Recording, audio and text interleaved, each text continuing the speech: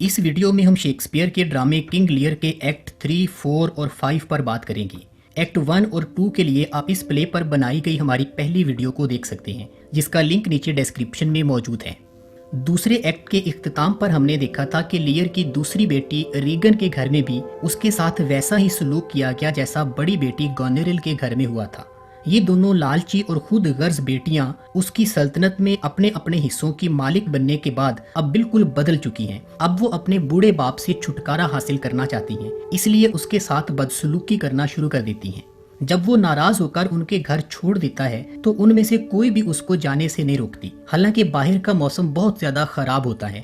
تیسرا ایکٹ جب شروع ہوتا ہے تو لیئر جو وقت باہر طوفانی موسم میں ایک ویرانے میں بے بسی اور بے چارگی کے عالم میں بھٹکتے ہوئے گزارتا ہے، وہ سٹارم سین کے نام سے مشہور ہے۔ اس دوران فول اور کینٹ بھی اس کے ساتھ ہوتے ہیں۔ تیز آندھی میں کینٹ اس سے بچھڑ جاتا ہے، لیکن کچھ دیر بعد وہ دوبارہ لیئر کو ڈھونڈنے میں کامیاب ہو جاتا ہے۔ لیئر آندھی اور طوفان سے مخاطب ہوتا ہے کہ وہ اس کا ساتھ دے اور اس کی نافرمان اور احسان فراموش بیٹیوں کو سزا دے، لیکن پھر اسے لگتا ہے کہ فطرت کی تمام طاقتیں بھی اس کے خلاف ہو چکی ہیں۔ وہ کہتا ہے کہ ٹھیک ہے، میں نے گناہ کیا ہے، لیکن میرے خلاف گناہ زیادہ ہوا ہے، مطلب میں نے اتنا ظلم نہیں کیا جتنا میرے ساتھ کیا جا رہا ہے۔ یہ سین لیئر کے جذبات اور اس کی اذیت کو بہت اچھے طرح سے بیان کرتا ہے۔ ہمیں یوں لگتا ہے کہ اپنی بیٹیوں کی طرف سے اتنے برے سلوک کا سامنا کرنے کے بعد لیئر کے دماغ پر بہت زیادہ اثر ہو چکا ہے، اس کا دماغی توازن بگڑ رہا ہے۔ اس کے بعد کینٹ لیئر کو ایک غار کے سامنے لے آتا ہے اور اسے غار کے اندر آنے کو کہتا ہے تاکہ طوفان سے بچا جا سکے، لیکن لیئر اسے جواب دیتا ہے کہ ہم باہر کے اس طوفان سے تو بچ جائیں گے، لیکن جو طوفان میرے اندر برپا ہے وہ میرے لیے زیادہ تکلیف دہ ہے۔ پھر وہ خود جانے کی بجائے اپنے فول کو غار کے اندر بھیجتا ہے۔ تھوڑی دیر بعد فول گھبرایا ہوا باہر آتا ہے اور بتاتا ہے کہ غار کے اندر کوئی بھوت موجود ہے۔ جب وہ آگے ہو کر دیکھتے ہیں تو وہاں پر پھٹے پرانے کپڑوں میں ملبوس ایک خستہ حال بیکاری موجود ہوتا ہے۔ لیئر جب اس کی یہ حالت دیکھتا ہے تو فوراً اس سے پوچھتا ہے کہ کیا تم نے بھی اپنا سب کچھ اپنی بیٹیوں کو دے دیا ہے؟ کیا تمہاری بیٹیوں نے بھی تمہارے ساتھ احسان فراموشی کی ہے اور تمہیں ذلیل و رسوا کیا ہے؟ جب وہ اس طرح کے عجیب و غریب سوالات پوچھنا شروع کر دیتا ہے تو کینٹ آگے بڑھ کر لیئر سے کہتا ہے کہ اے بادشاہ سلامت، اس کی کوئی بیٹیاں نہیں ہیں۔ تو لیئر کہتا ہے کہ سوائے نافرمان اور احسان فراموش بیٹیوں کے کسی شخص کے ایسی حالت میں مبتلا ہونے کی کوئی اور وجہ نہیں ہو سکتی۔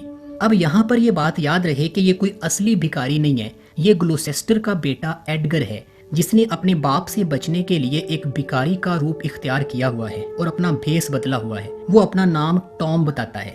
اس کے باپ کو آپ کو یاد ہوگا کہ اس کے ناجائز بیٹے ایڈمنڈ نے ایک سازش کے ذریعے ایڈگر کے خلاف کر دیا ہے اور اس کی جائیداد کا اکیلا وارث بن بیٹھا ہے۔ اب اس طرح ایڈگر اپنی جان بچاتا پھرتا ہے۔ لیئر اور کینٹ کو اس بات کا علم نہیں ہوتا۔ پھر ایڈگر اور لیئر انسان اور انسانی زندگی کی حقیقتوں اور انسانی رشتوں پر تبصرہ کرتے ہیں۔ اس دوران لیئر اتنا جذباتی ہو جاتا ہے کہ اپنے کپڑے پھاڑنے کی کوشش کرتا ہے، لیکن فول آگے بڑھ کر اسے روک لیتا ہے۔ اس کے بعد گلوسیسٹر بھی لیئر کو ڈھونڈتا ہوا وہیں آ جاتا ہے۔ اسے لیئر کی حالت پر بہت زیادہ ترس آتا ہے، وہ اس کی مدد کرنا چاہتا ہے۔ وہ لیئر سے کہتا ہے کہ اگرچہ آپ کی بیٹیوں نے مجھے اپنے دروازے آپ کے لیے بند رکھنے کا حکم دیا ہے تاکہ اس طوفانی رات میں آپ کو بے یار و مددگار چھوڑ دیا جائے، لیکن ان کے ہر شفاق اور ظالمانہ حکم کی فرما برداری کرنا میں ضروری نہیں سمجھتا۔ اس لیے آپ سے التجا کرتا ہوں کہ آپ اس وقت میرے ساتھ چلیے، میں آپ کے لیے اس سردی میں آگ اور کھانے کا انتظام کروں گا۔ وہ بتاتا ہے کہ آپ کی بیٹیوں کی طرف سے آپ کی جان کو خطرہ ہو سکتا ہے، آپ کو جلد از جلد کسی محفوظ مقام پر منتقل ہونا چاہیے۔ پھر وہ کینٹ کی مدد سے لیئر کے ساتھ ایڈگر کو بھی اپنے محل کے ساتھ ملحقہ ایک عمارت میں لے آتا ہے تاکہ وہاں انہیں پناہ دی جا سکے۔ ایک دفعہ لیئر ایک نقلی عدالت لگاتا ہے جس میں گونیریل اور ریگن کے خلاف ایک موک ٹرائل کیا جاتا ہے۔ مقدمے کی سماعت ہوتی ہے۔ اس عدالت میں فول اور ایڈگر جج ہوتے ہیں اور لیئر اپنی بیٹیوں کے خلاف دلائل دیتا ہے۔ یہ سین اس کہانی میں کوئی زیادہ اہم تو نہیں لگتا، تاہم اس سے ہمیں لیئر کی ذہنی حالت کے بارے میں کافی کچھ پتا چلتا ہے۔ پھر گلوسیسٹر اپنے ناجائز بیٹے ایڈمنڈ کو بتاتا ہے کہ ڈیوک آف کارن وال اور ڈیوک آف البانی کے تعلقات خراب ہو چکے ہیں اور اسے فرانس کی طرف سے ایک خط ملا ہے جس میں یہ لکھا ہے کہ انہوں نے لیئر کے ساتھ کی جانے والی بدسلوکی کا بدلہ لینے کا فیصلہ کر لیا ہے۔ فرانس کی فوج کسی بھی وقت برطانیہ پر حملہ کر سکتی ہے۔ فی الحال وہ یہ بات اپنے تک ہی رکھے۔ وہ ایڈمنڈ سے یہ بھی کہتا ہے کہ انہیں بادشاہ لیئر کا ساتھ دینا چاہیے کیونکہ اس کے ساتھ زیادتی ہو رہی ہے۔ یہ کہہ کر وہ چلا جاتا ہے۔ تو اس کے جانے کے بعد خود کلامی کرتے ہوئے ایڈمنڈ یہ فیصلہ کرتا ہے کہ وہ یہ تمام معلومات فوراً ڈیوک آف کارنوال تک پہنچا دے گا۔ اس کے انداز سے ہمیں پتہ چلتا ہے کہ وہ اپنے باپ گلوسیسٹر کے ساتھ مخلص نہیں ہے بلکہ کارنوال کا زیادہ وفادار ہے۔ وہ ایک طرح سے اپنے باپ کی شکایت کرنا چاہتا ہے تاکہ اس کو راستے سے ہٹایا جا سکے۔ اس کی خود کلامی کا آخری جملہ "The younger rise when the old doth fall" اس کے ارادے کو ظاہر کر دیتا ہے۔ پھر وہ کارنوال کے پاس جا کے اسے یہ سب کچھ بتا دیتا ہے اور اس انداز سے بیان کرتا ہے جس سے یہ تاثر پیدا ہوتا ہے کہ گلوسیسٹر بھی فرانس کے ساتھ ملا ہوا ہے اور برطانیہ کے خلاف سازش کر رہا ہے۔ وہ کارنوال کی نظروں میں گلوسیسٹر کو غدار بنا دیتا ہے۔ اس کی وفاداری سے خوش ہو کر کارنوال ایڈمنڈ سے کہتا ہے کہ وہ اس کے باپ کو سخت سزا دے کر آئندہ کے لیے اس کو یعنی ایڈمنڈ کو ارل آف گلوسیسٹر بنا دے گا۔ دوسری طرف گلوسیسٹر وہاں آتا ہے جہاں اس نے لیئر، ایڈگر، کینٹ اور فول کو چھپایا ہوا تھا۔ وہ دیکھتا ہے کہ لیئر بہت گہری نیند میں ہے۔ وہ کینٹ سے کہتا ہے کہ یہاں ان کی جان کو بہت خطرہ لاحق ہو چکا ہے۔ مجھے پتا چلا ہے کہ انہیں قتل کرنے کی ایک سازش تیار کر لی گئی ہے۔ ہمیں انہیں جلد از جلد یہاں سے کہیں اور منتقل کرنا ہوگا۔ میں نے ایک سواری کا بندوبست کر دیا ہے۔ تم فوراً اسے لے کر ڈوور چلے جاؤ جہاں پر فرانس کی فوج ٹھہری ہوئی ہے۔ میری بات ہو چکی ہے، وہاں آپ کا بہت اچھا استقبال ہوگا اور آپ کو پوری سیکیورٹی فراہم کی جائے گی۔ پھر کینٹ فول کی مدد کے ساتھ لیئر کو اٹھا کر وہاں سے نکل جاتا ہے۔ فرانس کے لشکر میں لیئر کی سب سے چھوٹی بیٹی کارڈیلیا بھی شامل ہے، جس کی آپ کو یاد ہوگا فرانس کے بادشاہ کے ساتھ شادی ہوئی تھی۔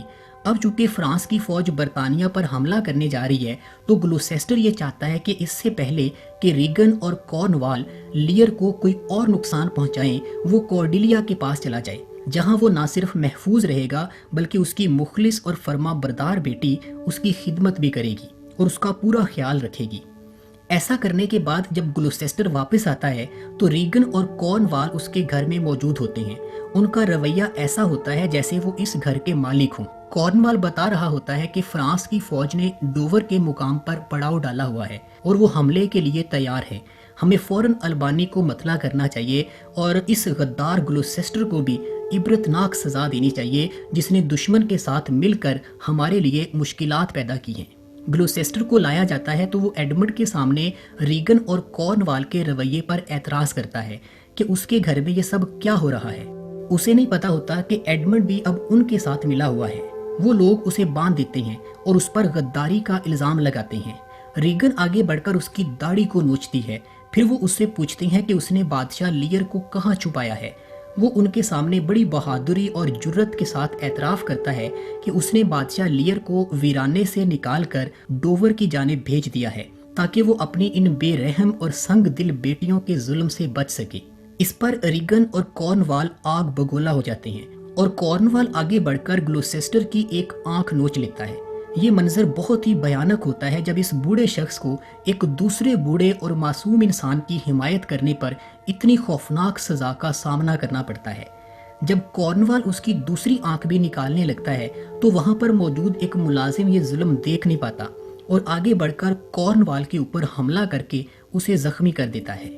لیکن اسی دوران ریگن بھی پیچھے سے آتی ہے اور اس ملازم پر وار کر کے اسے مار دیتی ہے، لیکن مرنے سے پہلے وہ کارنوال کو گہرے زخم لگانے میں کامیاب ہو جاتا ہے۔ اس کے بعد وہ گلوسیسٹر کی دوسری آنکھ بھی نکال کر اسے مکمل طور پر اندھا کر دیتے ہیں۔ گلوسیسٹر بیچارہ بے پناہ تکلیف اور اذیت کے عالم میں اپنے بیٹے ایڈمنڈ کو مدد کے لیے پکارتا ہے، لیکن ریگن اسے بتاتی ہے کہ تم جسے مدد کے لیے بلا رہے ہو وہ تو تم سے نفرت کرتا ہے، اسی نے تمہاری غداری کے بارے میں ہمیں یہ سب کچھ بتایا ہے۔ یہ سن کر گلوسیسٹر چلا اٹھتا ہے کہ اس نے اپنے جائز اور وفادار بیٹے ایڈگر کے ساتھ زیادتی کی اور اس ناجائز اور منافق بیٹے پر اعتبار کیا جو آج اس کے دشمنوں کے ساتھ ملا ہوا ہے۔ وہ بہت پچھتاتا ہے، اسے اپنی غلطی کا احساس ہو جاتا ہے، لیکن اب پانی سر سے گزر چکا ہے، اب اس کی ٹریجڈی مکمل ہو چکی ہے۔ پھر وہ خدا سے معافی مانگتا ہے اور ایڈگر کی حفاظت اور خوشحالی کے لیے دعا کرتا ہے۔ اس کے بعد ریگن حکم دیتی ہے کہ اس کو شہر کے دروازوں کے باہر پھینک دیا جائے تاکہ یہ بھی لیئر کی طرح ڈوور میں ہمارے دشمنوں کے پاس چلا جائے۔ پھر اس بیچارے بوڑھے اور نابینا گلوسیسٹر کو بھی باہر ویرانے میں بے یار و مددگار چھوڑ دیا جاتا ہے۔ یہاں پر تیسرا ایکٹ ختم ہو جاتا ہے۔ چوتھے ایکٹ کے شروع میں ہم دیکھتے ہیں اندھا ہونے کے بعد گلوسیسٹر بیچارہ بھی اسی ویرانے میں آ جاتا ہے جہاں سے اس نے لیئر کو نکال کر محفوظ مقام پر پہنچایا تھا۔ ایک بوڑھا آدمی بھی اس کے ساتھ ہوتا ہے، لیکن گلوسیسٹر چاہتا ہے کہ اسے اکیلا چھوڑ دیا جائے۔ وہ بوڑھا آدمی کہتا ہے کہ میں نے 40 سال آپ کی اور آپ کے باپ کی خدمت کی ہے، میں آپ کو اس حالت میں نہیں چھوڑ سکتا۔ تو گلوسیسٹر کہتا ہے کہ تم میری کوئی مدد نہیں کر سکتے، بلکہ ایسا کر کے تم اپنی جان کو بھی خطرے میں ڈال رہے ہو۔ وہ کہتا ہے کہ آپ کی آنکھیں نہیں ہیں، آپ کو راستہ دکھائی نہیں دے گا۔ تو گلوسیسٹر بڑے دکھ بھرے لہجے میں جواب دیتا ہے کہ جب میری آنکھیں تھیں مجھے تو تب بھی نظر نہیں آیا، اور میں نے بہت بڑی غلطی کر دی اور اپنے معصوم بیٹے کے ساتھ ظلم کیا۔ پھر وہ اپنے بیٹے ایڈگر کو پکارتا ہے۔ وہ کہتا ہے کہ کاش میری آنکھیں ہوتی اور میں اپنے بیٹے کو اپنے پاس دیکھ سکتا، اسے چھو سکتا۔ وہ بڑی بے بسی کے ساتھ شیکسپیئر کا ایک بہت ہی مشہور جملہ بولتا ہے کہ as flies to wanton boys are we to the gods they kill us for their support, یعنی ہم انسان دیوتاؤں کے ہاتھ میں ایسے ہوتے ہیں جیسے شرارتی لڑکوں کے ہاتھوں میں چھوٹی چھوٹی مکھیاں ہوتی ہیں جنہیں وہ کھیل ہی کھیل میں مار دیتے ہیں اور اس سے لطف اندوز ہوتے ہیں۔ وہاں ویرانے میں اتفاقاً اس کا سامنا ایڈگر سے ہی ہو جاتا ہے، جو اپنے باپ کو اس حالت میں فوراً پہچان لیتا ہے، لیکن گلوسیسٹر کو نہیں پتا ہوتا کہ یہ اس کا بیٹا ایڈگر ہے، اور نہ ہی ایڈگر اسے بتاتا ہے۔ وہ ایک بھکاری کے روپ میں ہوتا ہے۔ گلوسیسٹر بوڑھے آدمی سے کہتا ہے کہ اب تم واپس چلے جاؤ، اس ویرانے میں مجھے راستہ دکھانے کے لیے یہ شخص میری مدد کر دے گا۔ تو وہ بوڑھا آدمی کہتا ہے کہ یہ تو ایک پاگل بھکاری ہے۔ تو گلوسیسٹر جواب دیتا ہے کہ زندگی میں کبھی کبھی ایسا برا وقت بھی آتا ہے جب ایک نابینا شخص کو ایک پاگل آدمی کے سہارے کی ضرورت پڑتی ہے۔ پھر وہ بوڑھا آدمی وہاں سے چلا جاتا ہے اور گلوسیسٹر ایڈگر کے ساتھ اکیلا ہوتا ہے۔ وہ اس سے پوچھتا ہے کہ کیا تم ڈوور کی طرف جانے والے راستے سے واقف ہو؟ پھر وہ ایڈگر کو ایک پرس دیتا ہے جس میں کچھ رقم ہوتی ہے۔ وہ کہتا ہے کہ میں تو ایک بدبخت اور برباد انسان ہوں، لیکن اس طرح شاید میں تمہارے لیے کچھ خوشی کا باعث بن سکوں، تمہارے کچھ کام آ سکوں۔ میری اس وقت جو حالت ہے اس سے میں نے یہ سیکھا ہے کہ مجھے پریشان حال اور مصیبت زدہ لوگوں کی مدد کرنی چاہیے۔ پھر وہ اس سے ریکویسٹ کرتا ہے کہ ڈوور کے راستے میں ایک اونچی چٹان ہے جس کا ایک حصہ باہر کو نکلا ہوا ہے اور اس کے نیچے گہرا سمندر بہتا ہے، وہ اسے وہاں پر لے جائے۔ ایڈگر اندازہ لگا لیتا ہے کہ اس کا باپ سمندر میں کود کر خودکشی کرنا چاہتا ہے، لیکن وہ اپنے باپ کو ایسا کرنے نہیں دے گا۔ وہ ایک ترکیب استعمال کرتا ہے اور اسے ایک ایسی جگہ پر لے جاتا ہے جو زیادہ اونچی نہیں ہوتی، اور اسے کہتا ہے کہ وہ اسی چٹان پر کھڑا ہے اور کنارے سے بس ایک قدم پیچھے ہے، نیچے بہت گہرا سمندر ہے۔ یہ سن کر گلوسیسٹر آگے بڑھ کر چھلانگ لگا دیتا ہے، لیکن چونکہ وہ حقیقت میں ایک ہموار جگہ پر ہی کھڑا ہوتا ہے، آگے کوئی گہرائی نہیں ہوتی، اس لیے وہ نیچے گرنے اور مرنے سے بچ جاتا ہے اور اس کی خودکشی کی کوشش ناکام ہو جاتی ہے۔ وہ کہتا ہے کہ خدا کے لیے مجھے مر جانے دو۔ کیا ایک انسان جو زندگی میں تباہ و برباد ہو چکا ہو، وہ اپنے دکھ اور مصیبت سے چھٹکارا پانے کے لیے مر بھی نہیں سکتا؟ کیا اسے اپنی زندگی کا خاتمہ کرنے کی اجازت بھی نہیں ہے؟ اس پر ایڈگر اپنی آواز بدل کر ایک دوسرے لہجے میں، تاکہ گلوسیسٹر کو لگے کہ اب کوئی اور بول رہا ہے، اسے کہتا ہے کہ آپ نے مرنے کی ٹھیک کوشش کی ہے، لیکن آپ ایک معجزے کے نتیجے میں بچ گئے ہیں۔ گلوسیسٹر اس کی بات پر یقین کر لیتا ہے اور سمجھتا ہے کہ شاید نیچر نے ابھی اسے مرنے کی اجازت نہیں دی ہے۔ دوسری طرف فرانسیسی حملے کا سن کر برطانیہ میں جنگ کی تیاریاں شروع ہوتی ہیں۔ گونریل اپنے ملازم اوسولڈ اور ایڈمنڈ کے ساتھ اپنے محل میں موجود ہے۔ وہ اپنے شوہر البانی کو بلانے کے لیے اوسولڈ کو بھیجتی ہے، لیکن اوسولڈ واپس آ کر بتاتا ہے کہ البانی نے آنے سے انکار کر دیا ہے۔ وہ اپنی بیوی گونریل سے ناراض ہے اور اپنی سسٹر ان لا ریگن سے بھی خوش نہیں ہے، کیونکہ انہوں نے بادشاہ لیئر کے ساتھ بہت ہی نامناسب سلوک کیا ہے۔ یعنی ہم دیکھتے ہیں کہ البانی کا ضمیر ابھی زندہ ہے، وہ اپنی بیوی کی حرکتیں دیکھ کر بہت بدل چکا ہے۔ یہ سب سن کر گونریل ایڈمنڈ سے کہتی ہے کہ اس کا شوہر البانی دراصل بہت ہی بزدل اور ڈرپوک انسان ہے۔ یہاں ہمیں یہ بھی پتا چلتا ہے کہ گونریل اور ایڈمنڈ کے درمیان ایک خفیہ افیئر بھی چل رہا ہے۔ گونریل ایڈمنڈ سے کہتی ہے کہ ہم ایک دوسرے سے شادی کرنا چاہتے ہیں اور میں بھی اپنے شوہر کو راستے سے ہٹانا چاہتی ہوں۔ اب مجھے لگتا ہے کہ ہماری یہ خواہش جلد پوری ہونے جا رہی ہے۔ اب میری اپنے شوہر سے جان چھوٹ جائے گی اور ہم دونوں بے فکر ہو کر شادی کر سکیں گے۔ فی الحال ہم دونوں رابطے میں رہیں گے اور میرا یہ قابل اعتماد ملازم اوسولڈ ہمارے درمیان خط و کتابت کی ذمہ داری ادا کرے گا۔ پھر وہ ایڈمنڈ سے کہتی ہے کہ اب وہ چلا جائے اور کارنوال کے ساتھ مل کر فرانسیسی حملے کا مقابلہ کرنے کے لیے فوج تیار کرے۔ پھر وہ اسے کس کرتی ہے اور اس کے اندر ایڈمنڈ کے لیے جذبات ابھرنا شروع ہو جاتے ہیں۔ ایڈمنڈ کے جانے کے بعد البانی بھی وہیں آ جاتا ہے۔ وہ اور گونریل جھگڑا کرنا شروع کر دیتے ہیں۔ البانی اس کے اپنے باپ لیئر کے ساتھ رویے پر اسے لعنت ملامت کرتا ہے اور کہتا ہے کہ تم دونوں بہنیں ڈاٹرز کی بجائے ٹائیگرز ہو، تمہاری درندگی نے اس بوڑھے انسان کو بہت تکلیف پہنچائی ہے۔ تو وہ آگے سے اسے بزدل ہونے کا تانا دیتی ہے۔ البانی کہتا ہے کہ جس طرح کا سلوک تم نے بوڑھے لیئر کے ساتھ کیا ہے، اگر تم عورت ذات نہ ہوتی تو میں تمہارے ٹکڑے کر دیتا۔ ابھی یہ دونوں میاں بیوی لڑ رہے ہوتے ہیں کہ ایک میسنجر آ کر بتاتا ہے کہ ڈیوک آف کارنوال کی موت ہو چکی ہے۔ جب وہ گلوسیسٹر کی آنکھیں نکال رہا تھا، اس دوران وہاں موجود ملازم نے اس پر جو وار کیا تھا وہ زخم ٹھیک نہیں ہو سکا، جس کی وجہ سے اب وہ مر چکا ہے۔ البانی کو جب پتا چلتا ہے کہ کارنوال نے گلوسیسٹر کی آنکھیں نکال دی ہیں تو اسے ان لوگوں پر مزید غصہ آتا ہے۔ وہ کہتا ہے کہ وہ گلوسیسٹر کے ساتھ ہوئے اس ظلم کا انتقام ضرور لے گا۔ دوسری طرف کارنوال کے مرنے کی خبر سن کر گونریل پریشان ہو جاتی ہے۔ اس کی پریشانی کی وجہ یہ نہیں ہے کہ اس کی بہن کا شوہر مر چکا ہے اور اسے ان سے کوئی ہمدردی محسوس ہو رہی ہے، بلکہ وہ سمجھتی ہے کہ اب چونکہ ریگن بیوہ ہو چکی ہے، اس لیے اب ریگن کی ایڈمنڈ کے ساتھ شادی کا امکان زیادہ ہو گیا ہے۔ وہ اپنی بہن کو ایڈمنڈ کے معاملے میں اپنا حریف سمجھتی ہے اور خود ایڈمنڈ سے شادی کرنا چاہتی ہے۔ اس لیے وہ جلدی سے ایڈمنڈ کے نام ایک خط لکھتی ہے اور اوسولڈ کو دے کر بھیجتی ہے کہ جلد از جلد یہ خط اس تک پہنچا دے۔ اس کے بعد ریگن اپنی بہن گونریل کے ملازم اوسولڈ کو اپنے پاس بلاتی ہے اور اس کے ذمے ایک کام لگاتی ہے۔ وہ اوسولڈ سے کہتی ہے کہ انہیں گلوسیسٹر کو اندھا کرنے کی بجائے جان سے ہی مار دینا چاہیے تھا، کیونکہ اس کا زندہ ہونا لوگوں کے دلوں میں ہمدردی کے جذبات پیدا کر رہا ہے۔ وہ اسے کہتی ہے کہ اگر وہ گلوسیسٹر کو ڈھونڈ کر قتل کر دے گا تو وہ اسے بھاری انعام سے نوازے گی۔ یہ سن کر اوسولڈ گلوسیسٹر کو قتل کرنے کی حامی بھر لیتا ہے۔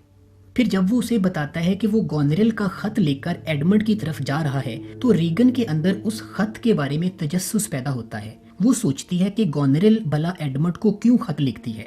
اگر کوئی پیغام پہنچانا ہے تو وہ تو زبانی بھی پہنچایا جا سکتا ہے، ضرور اس خط میں کوئی خفیہ بات ہوگی۔ یہاں پر ہمیں پتا چلتا ہے کہ ریگن بھی ایڈمنڈ کے معاملے میں گونریل سے جیلسی محسوس کرتی ہے۔ وہ اس خط کو کھول کر دیکھنا چاہتی ہے، لیکن اوسولڈ ایسا کرنے سے انکار کر دیتا ہے۔ تو ریگن اسے کہتی ہے کہ مجھے علم ہے کہ میری بہن گونریل کی اپنے شوہر البانی کے ساتھ اچھی نہیں چل رہی ہے اور وہ ایڈمنڈ کے قریب ہونے کی کوشش کر رہی ہے۔ وہ اس معاملے میں تم پر اعتماد کر رہی ہے، اس لیے میں تمہیں بتا دینا چاہتی ہوں کہ ایڈمنڈ نے میرے ساتھ شادی کرنے کی حامی بھری ہوئی ہے۔ تم اسے ملو تو میری طرف سے یہ بات یاد کروا دینا، اور تم اپنی مالکن یعنی گونریل کو بھی سمجھا دینا کہ وہ ایڈمنڈ کے بارے میں سوچنا چھوڑ دے، اس کی شادی صرف اور صرف میرے ساتھ ہوگی۔ اس کے بعد اوسولڈ وہاں سے روانہ ہو جاتا ہے۔ یہاں ہم دیکھتے ہیں کہ ایڈمنڈ کی وجہ سے ان دونوں بہنوں کے درمیان بھی تلخی پیدا ہو چکی ہے، جو بہت جلد دشمنی میں بدل جائے گی۔ ہمیں اس معاملے کا انجام بھی کچھ اچھا ہوتا ہوا نظر نہیں آتا۔ پھر ہم دیکھتے ہیں کہ بادشاہ لیئر کا وفادار ساتھی کینٹ، جس نے ایک میسنجر کو خط دے کر کارڈیلیا کے پاس بھیجا تھا، اور اس خط میں اس نے بادشاہ لیئر کی حالت بیان کی تھی اور کارڈیلیا سے ریکویسٹ کی تھی کہ وہ اپنے باپ کو اپنے پاس بلا لے۔ اب وہ میسنجر واپس آتا ہے تو کینٹ اسے پوچھتا ہے کہ جب تم نے خط کارڈیلیا کو دیا تو اسے پڑھنے کے بعد اس کا آگے سے کیسا رسپانس تھا؟ تو وہ بتاتا ہے کہ اپنے باپ کے بارے میں جان کر کارڈیلیا بہت جذباتی ہو گئی تھی اور اس نے رونا شروع کر دیا تھا۔ وہ اپنی بہنوں کے بارے میں چلا اٹھی تھی کہ ان کا وجود ہر عورت ذات کے لیے باعث شرم ہے۔ تاریک رات اور خوفناک طوفان میں اپنے باپ کو بے یار و مددگار چھوڑ دیا، انہیں اس کے بڑھاپے پر بھی ترس نہیں آیا۔ ان کی اس حرکت کی وجہ سے آئندہ کوئی بھی شخص رحم دلی کے وجود پر یقین نہیں کرے گا۔ لوگ سمجھیں گے کہ اس دنیا میں ترس اور خدا خوفی نام کی کوئی چیز نہیں ہے۔ یہ سن کر گینٹ بڑی خوبصورت بات کرتا ہے کہ ہماری زندگیوں کے فیصلے ہم نہیں بلکہ ہماری تقدیر اور ستارے کرتے ہیں۔ اگر ایسا نہ ہو تو ایک ہی باپ اور ایک ہی ماں کی کوکھ سے جنم لینے والی اولاد میں اتنا زیادہ فرق نہ ہو۔ جنہوں نے گونریل اور ریگن کو جنم دیا، کارڈیلیا بھی انہی والدین کی اولاد ہے، لیکن ان کی شخصیت اور کردار میں زمین آسمان کا فرق ہے۔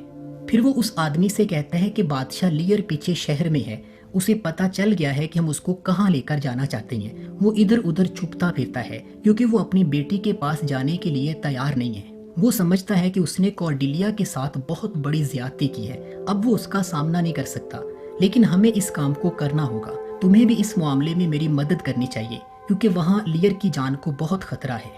دوسری طرف کارڈیلیا اپنے باپ سے ملنے کے لیے بےتاب ہوتی ہے، وہ اس کی ذہنی حالت کے بارے میں جان کر بہت پریشان ہوتی ہے۔ وہ ایک ڈاکٹر کو تیار کرتی ہے جو اس کے باپ کے علاج اور ریکوری کا بندوبست کرے گا، اور اپنے کچھ لوگوں کو بھیجتی ہے کہ وہ اس علاقے میں پھیل جائیں اور اس کے باپ کو ڈھونڈ کر جلد از جلد اس کے پاس لے کر آئیں۔ ادھر ویرانے میں گلوسیسٹر اور ایڈگر موجود ہوتے ہیں تو وہاں پر بادشاہ لیئر بھی آ جاتا ہے۔ اس کا پورا جسم جڑی بوٹیوں اور پتوں وغیرہ سے بھرا ہوتا ہے۔ اس کی گفتگو اور رویے سے لگتا ہے کہ وہ اپنا ذہنی توازن کھو رہا ہے۔ اس کی باتیں سن کر ایڈگر کو لگتا ہے کہ لیئر کے دماغ میں سینس اور نان سینس مکس ہو چکی ہے اور اس کے پاگل پن کے پیچھے فہم اور سمجھداری کی جھلک بھی نظر آتی ہے۔ اسی دوران کارڈیلیا کی طرف سے بھیجا گیا ایک جینٹل مین اپنے کچھ سپاہیوں کے ساتھ وہاں آتا ہے اور لیئر سے کہتا ہے کہ آپ کی بیٹی کارڈیلیا نے مجھے بھیجا ہے اور میں آپ کو لینے کے لیے آیا ہوں۔ یہ سن کر لیئر عجیب سی باتیں کرتا ہے، اسے لگتا ہے کہ شاید اسے گرفتار کیا جا رہا ہے۔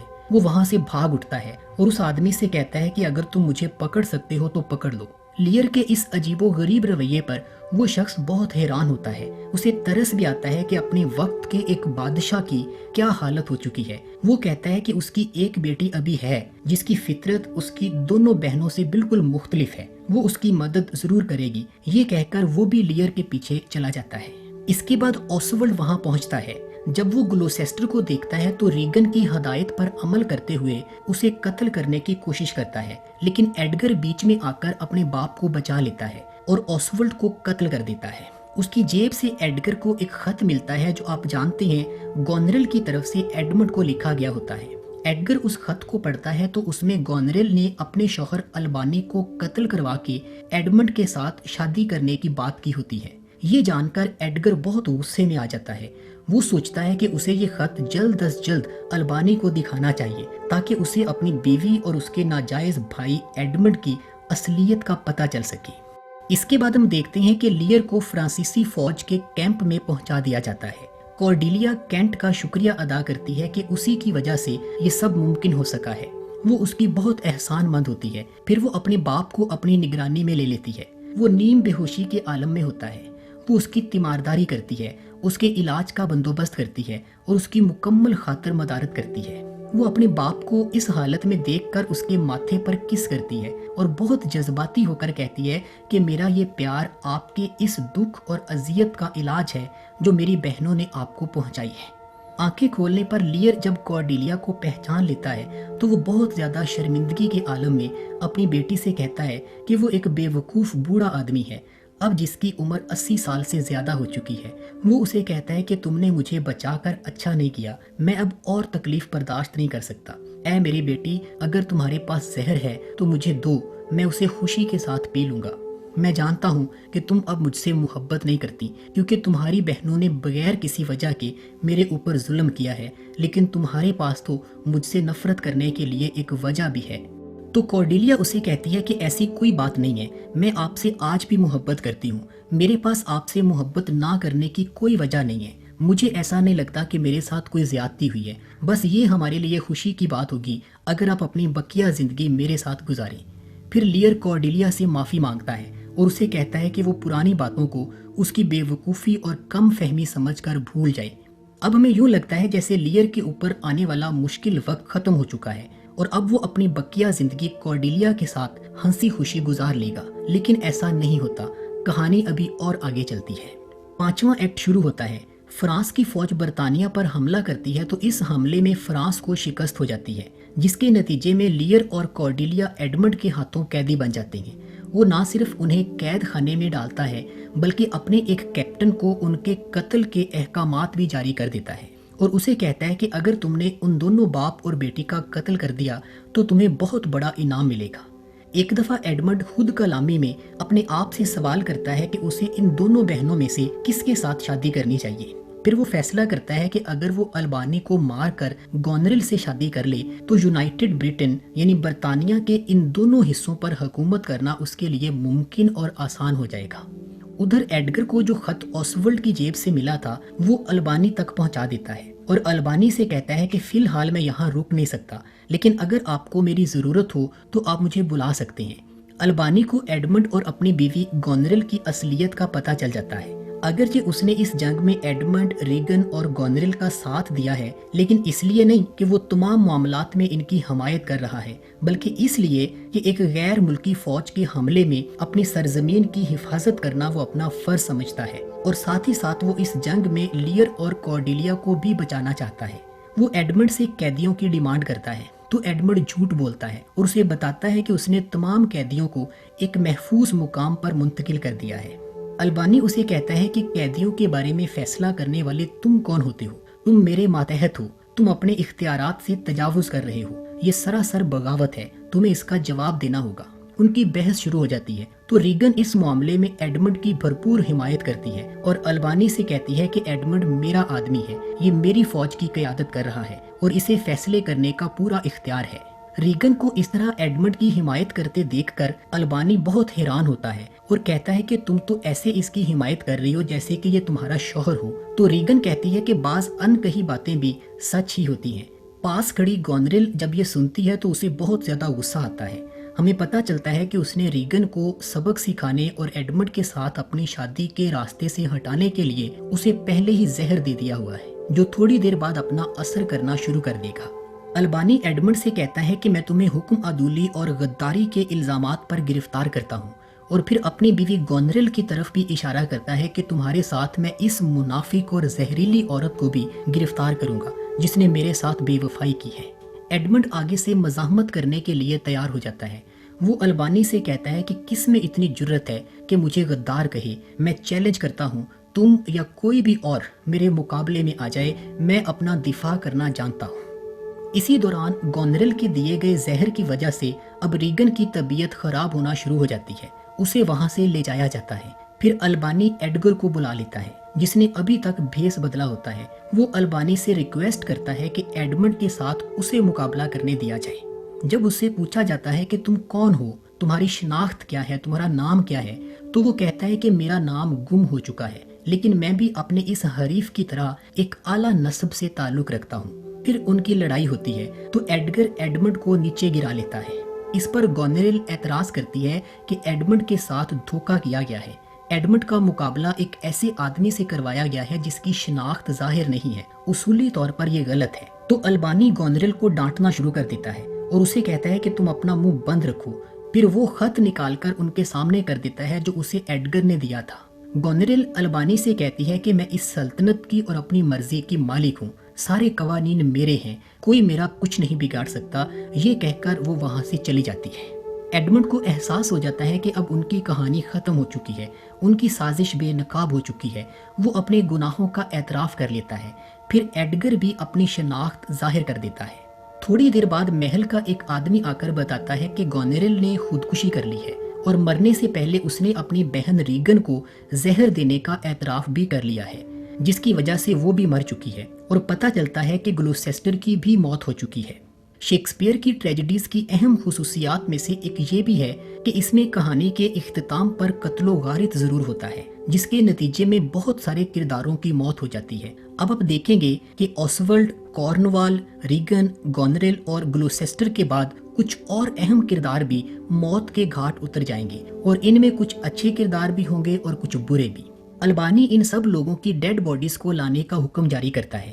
پھر وہاں پر کینٹ بھی آ جاتا ہے۔ وہ کہتا ہے کہ وہ بادشاہ لیئر سے آخری مرتبہ ملنے کے لیے آیا ہے۔ البانی کو فوراً یاد آتا ہے کہ اس سارے ہنگامے میں وہ لیئر اور کارڈیلیا کو تو بھول ہی چکا ہے۔ اسی دوران وہاں نیچے گرا ہوا ایڈمنڈ جو تڑپ رہا ہوتا ہے اور مرنے کے قریب ہوتا ہے، البانی سے کہتا ہے کہ میں فطری طور پر بہت برا انسان سہی، لیکن مرنے سے پہلے ایک اچھا کام ضرور کرنا چاہتا ہوں۔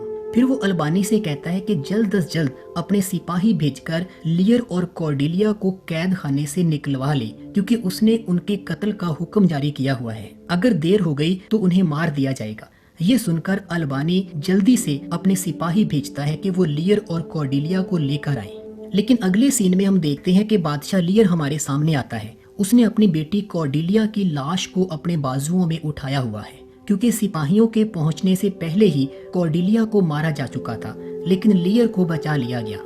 یہاں پر آپ ایک اور چیز نوٹ کریں گے کہ اگر ایڈمنڈ تھوڑا سا پہلے بتا دیتا اور البانی کی طرف سے بھیجے گئے سپاہی وقت پر پہنچ جاتے تو کارڈیلیا بچ سکتی تھی، لیکن ایسا نہیں ہو سکا۔ اس کو رول آف چانس کہتے ہیں، یعنی اس میں کہانی کے کردار تو ٹریجڈی سے بچنے کی کوشش کرتے ہیں، لیکن ایک اتفاق آڑے آ جاتا ہے اور قسمت کی خرابی ٹریجڈی کی وجہ بن جاتی ہے۔ لیکن اس کا مطلب یہ بالکل نہیں ہے کہ کیریکٹرز کا کوئی قصور نہیں ہوتا۔ معاملات کے اس نہج پر پہنچنے کی وجہ ڈرامے میں موجود مختلف کردار ہی ہوتے ہیں۔ چانس تو بس آخر میں اتنا ہی رول پلے کرتا ہے جتنا ہماری ریئل لائف میں ہوتا ہے۔ یہ شیکسپیئر کے ڈراموں کی ایک اور خصوصیت ہے کہ اس نے تقدیر اور چانس کے ہماری زندگی میں کردار کو بہت زیادہ بڑھا چڑھا کر پیش نہیں کیا، بلکہ حقیقت اور امکانات کی حدود کے اندر ہی رکھا ہے۔ لیئر کو یقین نہیں آتا کہ اس کی پیاری بیٹی کارڈیلیا مر چکی ہے۔ وہ اس کی لاش کو اٹھا کر ماتم کرتا ہے، روتا ہے، چلاتا ہے۔ باقی لوگ اس کو تسلی دینے کی کوشش کرتے ہیں تو وہ ان سب کو اپنی بیٹی کے قاتل اور غدار کہتا ہے۔ وہ بتاتا ہے کہ جس غلام نے میری بیٹی کو مارا ہے اسے میں نے قتل کر دیا ہے۔ پھر وہاں موجود کینٹ بھی لیئر کے سامنے اپنی شناخت ظاہر کر دیتا ہے۔ ایک ملازم آ کے بتاتا ہے کہ ایڈمنڈ بھی مر چکا ہے۔ البانی کہتا ہے کہ یہ ایک معمولی بات ہے۔ پھر وہ وہاں موجود سب لوگوں کو مخاطب کر کے کہتا ہے کہ ہر برے شخص کو اپنی غلط کاریوں کی سزا ضرور ملتی ہے اور ہر اچھے انسان کو اس کے اعمال کی جزا بھی ضرور ملے گی، لیکن افسوس کہ ایسا نہیں ہوتا۔ تھوڑی ہی دیر میں لیئر بھی اپنی بیٹی کی لاش بازوؤں میں لیے بے پناہ اذیت اور تکلیف کا سامنا کرتے ہوئے بالآخر دم توڑ دیتا ہے۔ تو اس طرح بادشاہ لیئر کی ٹریجڈی مکمل ہو جاتی ہے۔ کچھ لوگوں کے لیے اس کہانی کی اینڈنگ کافی چونکا دینے والی ہے۔ وہ کہتے ہیں کہ کارڈیلیا جیسا ایک انتہائی خوبصورت اور اچھا کردار بھی اسی انجام کا شکار ہوا جس کا سامنا باقی برے کرداروں نے کیا، اور بادشاہ لیئر جو اپنی غلطی کا خمیازہ کافی حد تک بھگت چکا تھا اور اسے ندامت کا احساس بھی ہو چکا تھا، اس کی نظروں کے سامنے اس کی واحد مخلص اور محبت کرنے والی بیٹی کی موت اور پھر اس کے اپنے انجام نے اس کہانی کی اینڈنگ کو بہت ہی زیادہ ٹریجک اور ناقابل برداشت بنا دیا ہے۔ لیکن چارلز لیمپ نامی ایک اور رائٹر کا کہنا ہے کہ بادشاہ لیئر کا ان حالات میں زندہ رہنا اس کے لیے مزید اذیت کا باعث ہوتا، اس لیے اس کی موت ناگزیر تھی۔ تو لیئر کی موت کی حد تک تو چارلز لیمپ کی بات سمجھ میں آتی ہے، لیکن کارڈیلیا کی موت کا کوئی جواز بظاہر نظر نہیں آتا، سوائے اس کے کہ وہ بیچاری محض ایک چانس کا شکار ہو گئی۔ اگر ایڈمنڈ تھوڑا جلدی بتا دیتا تو شاید وہ بچ جاتی۔ اسی لیے کہا جاتا ہے کہ شیکسپیئر کے ڈراموں میں پوئٹک جسٹس نہیں ہوتا، یعنی آخر میں اچھے اور برے کرداروں کے ساتھ انصاف نہیں ہوتا۔ اصل میں شیکسپیئر کے ڈراموں کا یہ کمال ہے کہ وہ زندگی کی عکاسی بالکل ویسے ہی کرتے ہیں جیسی یہ ہے۔ ریئل لائف میں بھی ہم دیکھتے ہیں کہ بعض اوقات برے انسانوں کے ساتھ کچھ اچھے انسانوں کو بھی نہ کردہ گناہوں کی سزا بھگتنا پڑتی ہے۔ آٹے کے ساتھ گھن بھی پستا ہے، یہ اس دنیا کی حقیقت ہے، اور اسی کو شیکسپیئر نے اپنے ڈراموں میں مد نظر رکھا ہے۔ آخر میں البانی کینٹ اور ایڈگر کے ساتھ مل کر حکومت سنبھال لیتا ہے۔ کینٹ کوئی بھی عہدہ لینے سے انکار کر دیتا ہے کہ وہ اب بہت بوڑھا ہو چکا ہے اور حکومتی ذمہ داریاں ادا کرنے سے قاصر ہے، اور ایڈگر تھوڑی ٹال مٹول کے بعد البانی کا ساتھ دینے پر آمادہ ہو جاتا ہے، اور یہاں پر یہ ڈرامہ ختم ہو جاتا ہے۔ یہ چونکہ کافی لمبی کہانی ہے، اس لیے ہم اس کی ایک ٹائم لائن بناتے ہیں تاکہ آپ کے لیے اس کا ایک اوور ویو لینا آسان ہو جائے۔ تو سب سے پہلے ہے بادشاہ لیئر کا اپنی سلطنت کو اپنی 3 بیٹیوں میں تقسیم کرنے کا فیصلہ۔ اس کے بعد ہے لیئر کا اپنی بیٹیوں کو ایک عجیب امتحان سے گزارنا اور ان کے منہ سے اپنی محبت اور تعریف سننے کا فیصلہ۔ گونریل اور ریگن کی مبالغہ آرائی، جبکہ کارڈیلیا کا سٹریٹ فارورڈ بتا دینا کہ وہ لیئر سے اتنی ہی محبت کرتی ہے جتنی ایک بیٹی کو اپنے باپ سے کرنی چاہیے۔ اس بات پر لیئر کا غصے میں آ جانا اور کارڈیلیا کو وراثت سے بے دخل کر کے پوری سلطنت گونریل اور ریگن میں تقسیم کر دینا۔ کارڈیلیا کی حمایت کرنے پر لیئر کا اپنے وفادار دوست کینٹ کو بھی جلاوطن کر دینا۔ فرانس کے بادشاہ کا کارڈیلیا سے شادی کر لینا۔ لیئر کا 100 گھڑ سواروں کا دستہ اپنے پاس رکھنا اور اپنی بقیہ زندگی باری باری گونریل اور ریگن کے پاس گزارنے کا فیصلہ۔ کینٹ کا بھیس بدل کر دوبارہ لیئر کی خدمت میں واپس آ جانا۔ کہانی کے سب پلاٹ میں گلوسیسٹر کا اپنے ناجائز بیٹے ایڈمنڈ کی چالوں میں آ کر اپنے جائز بیٹے ایڈگر کے خلاف ہو جانا۔ پھر ایڈگر کا اپنی جان بچانے کے لیے ویرانے میں جا کر چھپ جانا۔ گونریل کے رویے میں تبدیلی اور اس کا لیئر کے 100 گھڑ سواروں پر اعتراض۔ لیئر کی گونریل سے ناراضگی اور اس کا گھر چھوڑ کے دوسری بیٹی ریگن کے پاس چلے جانا۔ ریگن اور اس کا شوہر کارنوال کا لیئر کی طرف سے بھیجے گئے میسنجر یعنی کینٹ کے ساتھ بدسلوکی کرنا۔ ریگن کی طرف سے لیئر کو یہ مشورہ دینا کہ وہ گونریل سے جا کر معافی مانگ لے۔ لیئر کا انکار کرنا اور ریگن اور گونریل کی طرف سے اسے ایک بھی گھڑ سوار یا ملازم اپنے ساتھ رکھنے کی اجازت نہ دینا۔ لیئر کا بے پناہ دکھ اور مایوسی کے عالم میں اپنی دونوں بیٹیوں کے گھر چھوڑ دینا اور باہر ویرانے میں آ جانا۔ کارڈیلیا کو لیئر کے ساتھ ہونے والے بہت برے سلوک کی خبر ملنا اور فرانس کی فوج کا برطانیہ پر حملہ کرنے کا اعلان۔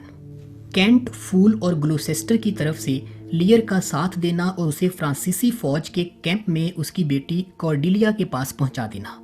ایڈمنڈ کی اپنے باپ سے غداری اور کارنوال کا لیئر کی مدد کرنے پر گلوسیسٹر کی دونوں آنکھیں نکال دینا۔ اس دوران ایک ملازم کا کارنوال کے اوپر حملہ اور اسے شدید زخمی کر دینا۔ ملازم کی طرف سے لگے ہوئے زخموں کی وجہ سے کارنوال کی موت ہو جانا۔ یہ سب ظلم ہوتا دیکھ کر گونریل کے شوہر البانی کے رویے میں تبدیلی۔ فرانس کی فوج کا برطانیہ پر حملہ اور اس جنگ میں فرانس کو شکست ہو جانا۔ لیئر اور کارڈیلیا کا ایڈمنڈ کے ہاتھوں گرفتار ہو جانا۔ ایڈمنڈ کی طرف سے ان دونوں کے قتل کا حکم جاری کرنا۔ البانی کو اپنی بیوی گونریل کے ایڈمنڈ کے ساتھ افیئر کی خبر ہو جانا۔ البانی اور ایڈمنڈ کا سامنا اور ایڈگر کا ایڈمنڈ کو لڑائی کے لیے چیلنج۔ گونریل کا خودکشی کرنا لیکن مرنے سے پہلے اپنی بہن ریگن کو زہر دے دینا۔ گلوسیسٹر کی باہر ویرانے میں موت۔ ایڈگر کا ایڈمنڈ کو شدید زخمی کرنا اور نیچے گرا لینا۔ مرنے سے پہلے ایڈمنڈ کا البانی کو بتانا کہ اس نے لیئر اور کارڈیلیا کی موت کا حکم جاری کیا ہوا ہے۔ البانی کا فوراً اپنے سپاہی بھیجنا تاکہ انہیں بچایا جا سکے، لیکن سپاہیوں کے پہنچنے سے پہلے کارڈیلیا کا قتل ہو جانا۔ تھوڑی دیر بعد لیئر کا بھی بے پناہ دکھ اور پچھتاوے کے ساتھ اس دنیا سے رخصت ہو جانا، اور آخر میں البانی کا ایڈگر کے ساتھ مل کر برطانیہ کی حکومت سنبھال لینا۔ تو یہ اس کہانی کی مکمل ترتیب ہے۔ امید ہے آپ کو یہ ویڈیو پسند آئی ہوگی۔ اس ڈرامے کی بریف سمری یا اس کے ایکٹ 1 اور 2 کے لیے آپ ڈسکرپشن میں دیے گئے لنکس کو دیکھ سکتے ہیں۔ آپ میرے چینل کو سبسکرائب بھی کر لیں، میں آپ کے لیے ایسی بہت سی ویڈیوز بناتا رہوں گا۔ Thank you so much.